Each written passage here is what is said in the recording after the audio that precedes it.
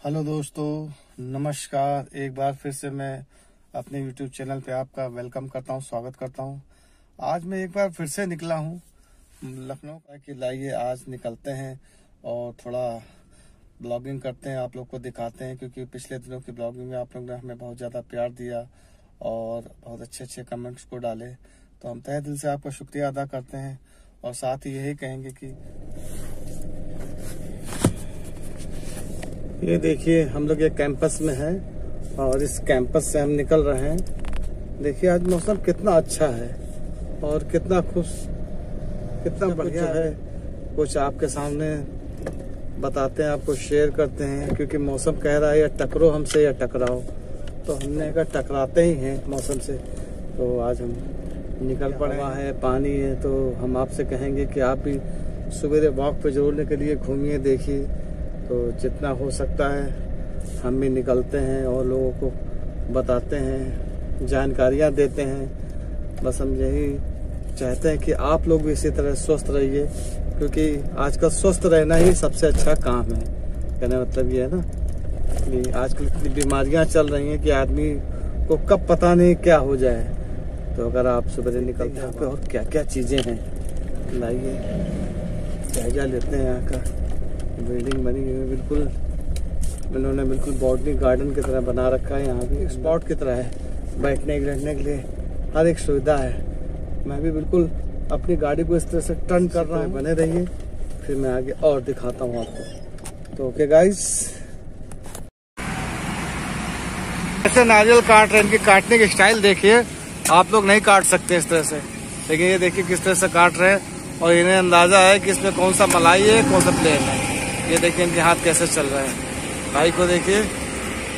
भाई आप यहीं से, कहाँ से है? यहीं के रहने वाले, कहीं और से? नहीं, बरेली साइड। बरेली से बड़ी दूर आके आपने लगाया? क्यों बरेली में भी लगता है कि नहीं? नहीं लगाते वहाँ लोग? नहीं लगाते हैं वहाँ पे, हाँ, पर कम लगाते हैं। कम लगाते हैं, कम बिकता है। कम बिकता है। तो यहाँ कब तक रहेंगे आप? अभी जब तक चलेगा तब तक रहेगा। चलो अच्छा दे दो। देखिए गाइस, यहाँ पे किस तरह से फलों का भी ठेला लगता है कि आपको यहाँ पे सीजन से पहले मैंगो। चलिए मैं आपको एक ग्रीन सिटी और दिखाता हूँ, जो कि काफी फेमस है। यहाँ काफी बड़ी सिटी है, काफी कॉम्प्लेक्स भी है। तो काफी जगह जाने के लिए जो है, जैसे अम्बेडकर पार्क है, लोहिया पार्क है, और जो लुलु मॉल बना है वो भी यहीं से आप जा सकते हो।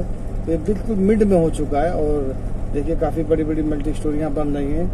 और इसके बगल में ही एक जो है बहुत पुरानी शारदा नहर है, वो नहर बहती है। तो जो है आगे ये इसके देखिए नहर के किनारे किनारे चल रहे हैं। ये नहर का ही देखिए हिस्सा है बगल का। काफी देखिए नहर में काफी पानी भी है इस टाइम। हम नहर के किनारे किनारे चल रहे हैं। ये मेन सिटी से थोड़ा ये आउट मतलब जो है बगल में ही ये कहते हैं सर्विस लाइन रोड है। तो हम इधर थोड़ा अंदर से आए, हमने चलिए यहाँ भी दिखाते हैं, आपको बताते हैं। क्योंकि मोस्टली तो यहाँ जल्दी कोई आता नहीं है इधर, मतलब बनने का। चलिए कभी आप इधर से आए हैं, निकले। तो G20 जो हुआ था वो जो है यहीं पे ही हुआ था यहाँ। तो यहाँ पे काफ़ी जो है जगह जो है यहाँ पे काफ़ी थी। तो उस जगह को भी हम आगे। हल्की धूप इतनी तेज नहीं है, गर्मी जो है फिलहाल तो कम है। मई के महीने जैसी गर्मी होनी चाहिए स्टार्टिंग में नहीं है। ये अच्छी बात है हम लोग के लिए कम से कम। और मौसम अभी भी एकदम बना हुआ है। हमने सोचा था कि लाइए बरसात होगी तो उसका भी लाइव कवरेज करेंगे, लेकिन बरसात हुई नहीं। चलिए कोई बात नहीं, अभी तो बहुत टाइम है। अब ये देखिए, जैसे मैंने आपको बताया था ना, देखिए कितना बेहतरीन है। मतलब जो है बड़ा से बड़ा इवेंट यहाँ पे होता है। और क्योंकि ये जमीन जो है सब सरकार के अंडर में है, बाकी जो मल्टी कॉम्प्लेक्स है जो बने बगल है। अब हम यहाँ से यू टर्न मार के फिर से अपनी ओर चलते हैं आगे की ओर, और हम आपको दिखाते हैं। देखिए यहाँ से कुछ ही दूरी पे जो है आपका मुश्किल से ये मान के चलिए 1 किलोमीटर पे ही आगे से जो है आपका रायबरेली रोड लग जाता है, जिससे आप इलाहाबाद और बनारस हर जगह जा सकते हैं। और मेन ये है कि साफ सफाई भी यहाँ बहुत है, और जो है सारी सुविधाएं यहाँ पे है।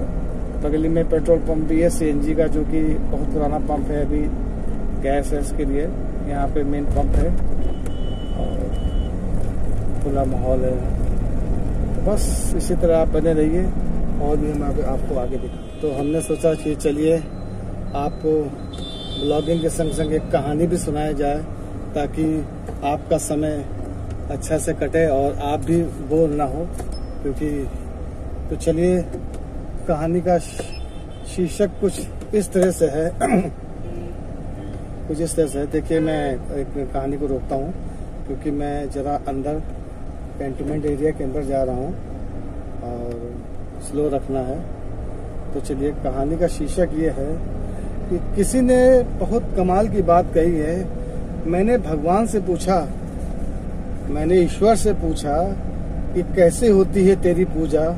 तो ईश्वर ने पूछा तो खुद मुस्कुरा और दूसरों को भी मुस्कुराने दे, बस हो जाएगी मेरी पूजा। तो ये बात बहुत बड़ी कही प्रभु ने।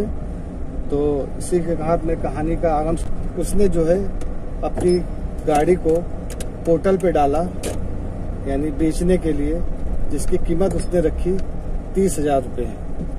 तो मैं ये अंदर से चल रहा हूँ, थोड़ा ये कैंट का एरिया है तो आप लोग देखिए और मैं कहानी को आगे बढ़ाता हूँ। तो उसने जो उसको गाड़ी को बेचने के लिए पोर्टल पे डाला जिसकी कीमत 30,000 पर रखी।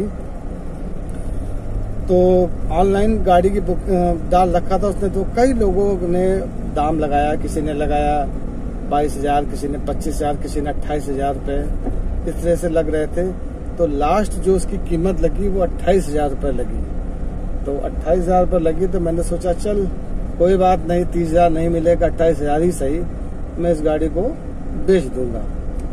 तो मैं इसी सोच में था कि एकाएक मेरे पास शाम को एक फोन आया जिसपे बोला, उधर से एक कोई बड़े बुजुर्ग थे, उन्होंने जो बोला कि सर जी ये गाड़ी को जो है मुझे चाहिए और मैं इसको ले लूंगा, लेकिन उसके लिए सर थोड़ा सा आपको वेट करना पड़ेगा क्योंकि मेरे पास जो है अभी पैसे नहीं है, लेकिन मैं इंतजाम करके मैं इस गाड़ी को जरूर ले लूंगा। कह के उन्होंने इस फोन को जो है काट दिया। जब उस फोन को काट दिया तो मैं सोचने लगा कि आखिर कौन थे जिन्होंने ये फोन करा। मैं इस बात को सोच ही रहा था। तो शाम को बैठा हुआ था तो तभी मेरे मन में पता नहीं कैसी एक हलचल सी हुई और मैंने झट से जिस नंबर से फोन आया था मैंने उस पर फोन करा बुजुर्ग को। मैंने पूछा कि सर क्या मतलब आपके पास कितने पैसे हैं। तो उन्होंने कहा बेटा मेरे पास केवल अभी 20,000 रुपये है, लेकिन मैं उसका जल्द से इंतजाम करके मैं इस गाड़ी को ले लूंगा। तो उन्होंने कहा इस गाड़ी को आप मतलब क्यों लेना चाहते, क्या बात है। तो उन्होंने बताया कि बेटा मेरा लड़का जो है 3 साल से इंजीनियरिंग कर रहा है, 2 साल आपके लास्ट साल है, बेचारा कभी टेम्पो से, कभी साइकिल से, कभी किसी तरह से जाता था, लेकिन जब से आपने इस गाड़ी का ऐड डाला मेरे बच्चे ने इस गाड़ी को देखा और उसने इस गाड़ी को लेने की इच्छा जताई है। तो मैं इसलिए इस बच्चे को मैं इस गाड़ी को दिलाना चाहता हूँ। मेरे पास अभी 20,000 रुपये है और 10,000 का मैं इंतजाम करके मैं इस गाड़ी को ले लूंगा। तो मेरे मन में एक अंदर से हलचल हुई। मैंने उन बुजुर्ग से कहा ठीक है आपके पास 20,000 रुपये है, उतने ही आप लेके मेरे पास आ जाइए। तो उन्होंने कहा ठीक, उनके एक काट दिया। उन बुजुर्ग का रात में फिर से एक बार फोन आया कि बेटा तुम सच कह रहे हो, मैं इस गाड़ी को लेने आ जाऊं। तो मैंने उन बुजुर्ग अंकल से कहा हाँ अंकल आप आ जाइए, बेफिक्र होके आ जाइए। फिर जब सवेरा हुआ फिर उन अंकल का फोन आया, उन्होंने बोला बेटा क्या मैं इस गाड़ी को लेने मैं और मेरा बेटा आ जाऊं। उन्होंने कहा बिल्कुल आ जाइए। वो उनका बेटा और वो जब दोनों मेरे घर पे आए, उन्होंने आके मेरे टेबल पे वो 20,000 रुपये रख दिए, जिसमें से 2,500 के नोट, 5 के सिक्के, 10 का नोट, इस तरह से थे। उन्होंने कहा अंकल ने कहा बेटा तुमसे गिन लो। मैंने कहा नहीं अंकल, आपने पैसे दिए तो ठीक ही होंगे। मैं उस पैसों को देख रहा था कि उस अंकल ने मतलब उनके बुजुर्ग ने वो किस तरह से पैसे अपने कितनी मेहनत की कमाई को उन्होंने इकट्ठा कर रखा था। और मैं इस बात को सोच रहा था मन ही मन कि मैंने अपनी गाड़ी की चाबी जैसे ही उनके हाथों में दी, उनके बेटे के हाथों में दी, तो अंकल के चेहरे पे एक अजीब सी मुस्कान थी, उनके बेटे के चेहरे पे एक अजीब सी खुशी थी। उस खुशी को देख के मुझे इतना अच्छा लगा कि मैं बता नहीं सकता। फिर वो जब जाने लगे तो मैंने उसी में से उनको 500 का एक नोट निकाल के उनको दिया और बोला अंकल आप इससे मिठाई ले जाना, खाना और अपने अपने मित्रों को भी बांटना। मैंने इसलिए उन्हें ये पैसा दिया, मैंने हो सकता कि उनके पास इतने ही पैसे हो और तेल के भी पैसा ना हो, भाई उनके पास तेल का भी पैसा ना हो, तो वो उस पल उस खुशी को हमने जब महसूस किया, सोचा, देखा, तो देख के एक अजीब सी खुशी थी। तो सही कहा है किसी ने कि ऊपर वाला जब खुशियां देता है, अगर आप किसी की खुशी में शामिल हो तो उसकी खुशी एक अलग होती है। कहते हैं नहीं है कि कहते हैं कि किसी ने जो है कहा है कि अगर जीवन में खुश रहना है तो पैसे को जेब में रखो, दिमाग में नहीं। दोस्तों बस इसीलिए मैं कहता हूँ हर जगह पैसे की अहमियत नहीं होती, कहीं कुछ ऐसा होता है जो दिल से जुड़ा होता है। तो ये कहानी हमें यही सबक देती है कि हमेशा दूसरों का भी ख्याल रखिए, उनके बारे में भी सोचिए। अगर कोई आपके साथ ऐसी घटना घटती है तो जरूर ध्यान दें। तो दोस्तों बस मैं यही चाहूँगा इस ब्लॉग के माध्यम से कि आने वाले दिनों के लिए एक नए ब्लॉग में मैं फिर से आऊँगा अपने और एक नई कहानी के संग। तब तक आप हमारे चैनल पे इसी तरह बने रहिए, हमारे ब्लॉग को इसी तरह देखते रहिए, लाइक कीजिए, सब्सक्राइब कीजिए और आने वाले दिनों के लिए और अच्छी से अच्छी, ताकि मैं वीडियो बना सकूं और अच्छी से अच्छी आपको कहानी सुना सकूं। तो चलते चलते एक बात फिर से कहूँगा, किसी ने सच कहा है, सबसे तेज रफ्तार जो होती है वो दुआ की होती है।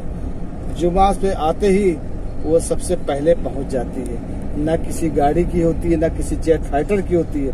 अगर आप किसी के लिए दुआ करते हो तो वो सबसे बड़ी दुआ कबूल होती है। तो एक बार फिर से कहूँगा, मस्त रहिए, स्वस्थ रहिए और दुआओं में हमें याद कीजिए।